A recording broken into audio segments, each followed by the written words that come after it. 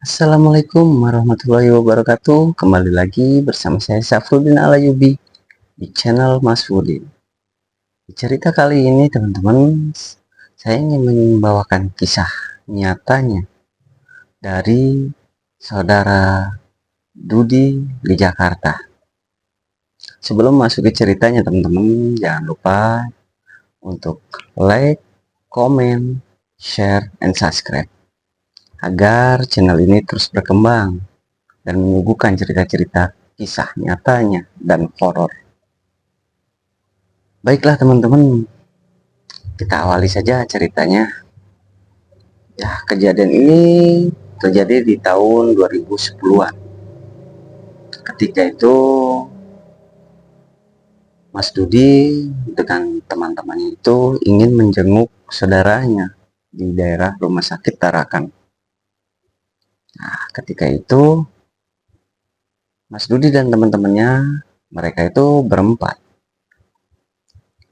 Ada Renoy, ada Luffy, dan juga ada Ambon. Ketika mereka berempat itu berangkat sekitaran pukul 10 malam ke Rumah Sakit Tarakan. Dan ketika itu Mas Dudi dan teman-temannya ini nyampe di sana itu kurang lebih jam setengah 11 lewat lah. Karena jaraknya itu juga kan lumayan dekat gitu, nggak begitu jauh. Setelah sampainya di sana, saudaranya ini sedang dirawat di lantai 7. Nah, ketika itu setelah sampai di lantai 7, akhirnya si Mas Dudi dan teman-temannya nemuin di bagian informasi, karena di sana juga ada bidan yang jaga gitu kan.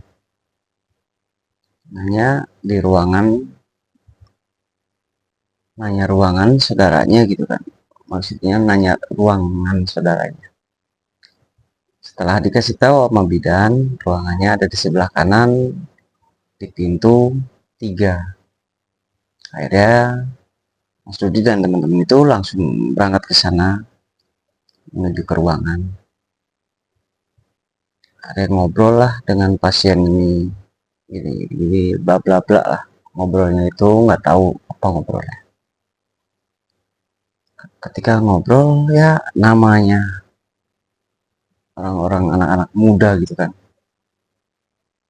Mereka ini ya pengen jenuh gitu, jenuhnya pengen ngerokok, pengen ngopi. Akhirnya ngomong kan, ya udah mau turun dulu lah. Udah jam 12, mau ini apa mau ngopi dulu. Akhirnya yang tinggal di situ cuman ada si Mas Dudi, Herdi, sama Luffy. Si Ambon turun.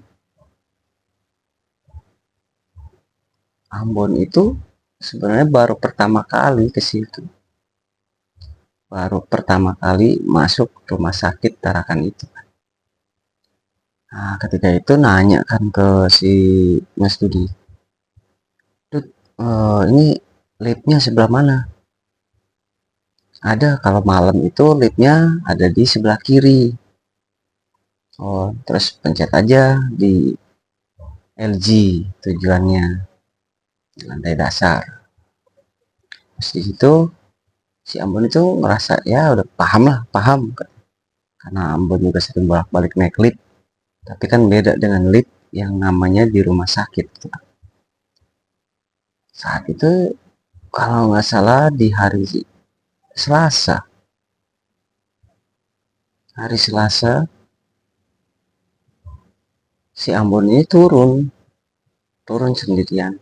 Tengok-tengok ternyata udah sepi. Yang tadinya sempat ramai banyak yang ngejenguk apa. Nah, sebagian-sebagian itu ya udah pada tidur. Dan petugas pun yang jaga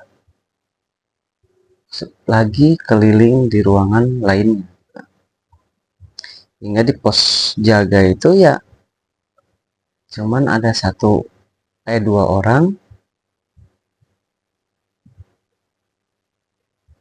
tapi lagi sibuk ngeberesin berkas-berkas apalah. Sambon itu nyamperin ke situ. Sus, kalau mau turun liftnya sebelah mana ya? Oh, Bapak jalan dari sini ke arah kiri, terus di sana ada lift, Pak. Nah, nanti Bapak lewat dari situ aja. Pas di situ udah tanya, si Aman bilang, "Terima kasih ya, Sus. Bapak mau kemana emang? Mau turun dulu, Sus, mau ngopi di bawah." Oh, ya udah, hati-hati, Pak ya. Susternya tuh udah sempat bilang gitu kan, hati-hati apa ya. Mungkin susternya udah tahu gitu kan, kalau ya malam-malam gitu ya ada lah yang usil gitu kan. Karena Ambon orangnya cuek gitu kan. Akhirnya Ambon yang berani turun, ketemu dengan liftnya, mencet lantai LG. Ketika lift itu lagi turun, tiba-tiba di lantai 5 itu ada yang mencet. Akhirnya pintu itu terbuka kan. Pintu terbuka, ada seorang suster yang kayak buru-buru gitu. Buru-buru masuk, langsung masuk. Si Ambon sempat terkejut kan. Kenapa sus? Buru-buru amat. Enggak, ini lagi genting. Ambon nggak ngerasa naruh curiga atau apa gitu. Karena di situ juga susternya, karena Ambon itu ya suka usil gitu kan, suka bercandain gitu. Biasa pas di situ di lift itu ya cuman berdua, dan tujuannya pun sama, ke lantai LG. Ketika turun, sampailah di lantai LG, pintu terbuka, si suster ini buru-buru jalannya. Pikirannya si Ambon, si suster itu paling juga keluar gitu kan. Karena kondisi di situ gelap gitu kan, lampu-lampu dimatiin kalau mana. Dan ada bagian security itu ya lagi tertidur. Nah, yang satunya lagi keliling jaga. Setelah di situ, si Ambon ngikutin suster itu. Pas ngikutin suster itu, nggak naruh curiga, nggak apa, nih suster mau kemana gitu kan. Pikirannya Ambon tetap mau keluar dari rumah sakit ini gitu kan, mau ke area keluar, pintu keluar. Pas diikutin, Ambon nggak membaca namanya ruangan mana, yang keluar mana gitu kan. Cuma ngikutin aja, padahal di situ jelas ada plang gitu kan. Setelah keluar dari lift, ada plang sebelah kiri untuk keluar dari rumah sakit, sebelah kanan itu masuk ke ruang jenazah. Si suster ini masuk sebelah kanan, masuk ke ruangan kamar mayat gitu kan. Terus masuk ke kamar mayat, si Ambon nggak ngebaca kalau di plang itu keluar itu ya adanya jalan sebelah kiri gitu. Akhirnya pas ngikutin, tiba-tiba di situ Ambon nyium bau yang namanya anyir, anyir darah gitu kan. Tapi Ambon nggak sadar kalau itu tuh ruangan mayat gitu kan, kamar mayat. Ambon terus karena kondisinya gelap gitu kan, dia cuma ngikutin jalur aja. Kelihatan ada suster itu lagi jalan ke sana, berbelok-belok gitu kan. Ambon cuma ngikutin sampai-sampai di ruangan pojok, suster itu nggak ada. Si Ambon bingung, ini pintunya kemana katanya. Karena kondisinya gelap, akhirnya Ambon eh, coba untuk ngomong, sus, sus, tapi di situ nggak ada jawaban.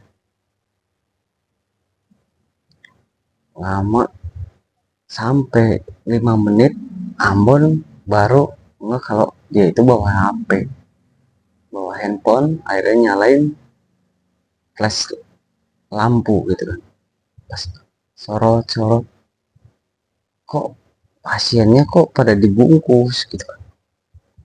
Ambon di situ udah mulai kerasa merinding gitu kan. Pas lagi Ambon lagi sorot-sorot, suster itu pun ada lewat lagi. Akhirnya si Ambon manggil-manggil, sus sus sus, tungguin sus, pintu keluarnya mana, terus aja pak. Nah suster itu nyautin, terus aja pak ke sana. Oh ya udah makasih sus. Akhirnya si Ambon balik lagi ke ruangan yang dimana suster itu hilang pas belokan itu. Ikutin pas Ambon, kok mentok katanya.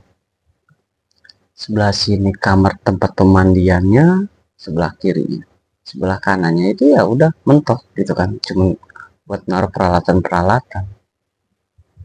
Ketika di kamar mandi mayat itu Ambon ngelihat ada bayang-bayang, bayangan. Ambon udah mulai bulu kuduknya itu merinding, serem juga katanya. Ambon sempat berbicara seperti itu. Setelah itu Ambon balik lagi jalur keluar. Pas lagi keluar, Ambon nggak sengaja megang yang namanya kepala gitu kan. Baik, karena mayat itu tahu-tahu penutupnya itu kebuka, jadi terlihat kepalanya, badannya masih tertutup gitu. Pas kepegang, Ambon, apa kok ini basah? Ambon sampai pas terus nyalain senternya, ternyata Ambon lihat mayat yang penuh darah ininya, tapi matanya melotot. Di situ Ambon sampai kaget, lari, lari, nggak tahu mau lari kemana, bingung dia. Setelah lagi lari mutar-muter, Ambon dikejutin lagi dengan suara minta tolong, suara cewek yang minta tolong gitu kan. Tolong, tolong. Ambon di situ sempat berhenti. Ketika lagi panik, sempat berhenti, menoleh, nyari sumber suara itu dari mana. Akhirnya Ambon dengan jelas suara itu ada di sebelah kanan. Akhirnya dideketin lah sama Ambon. Walaupun dia takut, dia ngedeketin ke situ. Ketika itu Ambon ngelihat ada sosok perempuan itu tepatnya di pojokan tembok, lagi ngerungkut aja begini, ini rambutnya terurai kayak gini. Ketika Ambon, mbak lagi ngapain di sini? Diem. Si mbak itu diem aja, cuman gini aja. Kan kepikiran Ambon itu ya, oh ini ada orang istilahnya lagi ketiduran atau apa gitu. Akhirnya dipanggil-panggil nggak nyaut-nyaut, Ambon coba nepuk ini, mbak bangun mbak. Ketika si mbak ini bangun, itu mukanya pucat banget. Perempuan itu mukanya pucat. Lama nggak kelamaan cuman ketawa. Ambon di situ lari lagi. Ketika ngedengar si mbak itu ketawa, si Ambon ini lari. Akhirnya Ambon nemuin satu pintu. Nemuin satu pintu, harusnya itu bisa kebuka gitu. karena dari depan itu, dari petugas security itu ngeselot, ngunci, karena bahwa kamar mayat itu udah nggak ada aktivitas lagi, jadi diselat doang, nggak digembok gitu kan. Si Ambon gebrak-gebrak pintu, tolong, tolong, tolong, tapi di saat itu nggak ada. Di situ Ambon banyak ngalamin, ngelihat juga gitu kan. Pertama kalinya si Ambon di kamar mayat sekitaran sejam dengan berbagai suara, berbagai bau-bauan, sampai-sampai Ambon itu pingsan di depan pintu kamar mayat itu. Pingsan sejam. Akhirnya kan kayak si Mas Dudi, Herdi, si Luffy, gimana ini? Si Ambon nggak balik-balik lagi. Coba di bel, tapi nggak diangkat-angkat. Akhirnya mereka bertiga itu memutuskan turun. Itu sekitaran kurang lebih jam 2-an. Turun, pas turun kebetulan ada security, dan liftnya pun sama, yang sebelah kiri itu kan sama, kalau mau keluar itu sebelah kiri, yang kesini tuh kamar mayat. Ada security kebetulan lagi tugas juga, nanya, Pak, maaf Pak, pintu keluarnya mana Pak ya? Oh Bapak lurus aja terus belok kiri, jangan belok kanan, kalau belok kanan itu kamar mayat. Oh iya Pak, makasih ya Pak. Emang dari lantai berapa? Security itu menanyakan. Jadi saya dari lantai 7 Pak, ini teman saya dari tadi nggak balik-balik, di telepon nggak diangkat-angkat. Kebetulan jaraknya si Mas Dudi, Herdi sama Luffy ini nggak jauh dari kamar mayat itu kan. Coba dibel aja dulu Mas, katanya, kata security. Akhirnya coba lagi ngebel, terdengarlah suara handphonenya si Ambon ini. Pak, kedengaran suara handphone nggak? Iya, kayaknya dari sini, apa dia tidur di sini apa? Akhirnya terus dibelin terus sampai keluar pas di depan pintu kamar mayat itu. Pas dibel, Pak, kayaknya tidak. Ah enggak, tadi saya nutup pintu ini, ngunci ini juga udah nggak ada aktivitas di dalamnya Mas, katanya. Karena udah malam ini kan, udah nggak ada yang dimasukin lagi. Tapi ini suara handphonenya di dalam Pak. Akhirnya saking penasaran dibuka lah security. Pas dibuka ternyata Ambon sudah pingsan di depan pintu. Akhirnya dibangunin. Pas dibangunin, Ambon kebangun, melihat mereka berempat ngebangunin Ambon. Ambon lari ketakutan. Akhirnya ditangkap langsung lah sama sama si Herdi, sama si Luffy gitu kan. Bon, sini Bon. Pas Ambon tersadar, wah gila, lu kenapa ada di kamar mayat? Nggak tahu, saya tadi ngikutin suster, katanya belok ke sini, katanya. Ini kan kamar mayat. Iya saya di dalam tapi takut banget, ada nemuin inilah nemuin itulah, katanya cerita. Akhirnya security itu bilang, itu apa tugas itunya yang mana? Tadi ada suster Pak yang bikin jalan ke sini. Suster, suster itu kalau malam di sini nggak ada yang turun, semuanya di pos jaganya masing-masing, di ruangannya masing-masing, ya standby di sana. Enggak apa beneran, tadi saya turun dari lantai 7, di lantai 5 itu ada suster turun, kebetulan lantainya sama, terus saya nanya ke suster itu kalau mau pintu keluar dari rumah sakit ini kemana? Bapak lurus aja, nanti dari sini terbelok. Nah, saya cuma kedengar beloknya doang, Pak. Tapi ngeliat suster itu beloknya ke kanan, makanya saya ikutin. Akhirnya security itu bilang, wah, mas dikerjain nih. Dikerjain sama yang di sini. Akhirnya semuanya, yaudah, yaudah, kita ngopi-ngopi dulu lah, ngopi. Cerita lah di luar si Ambon.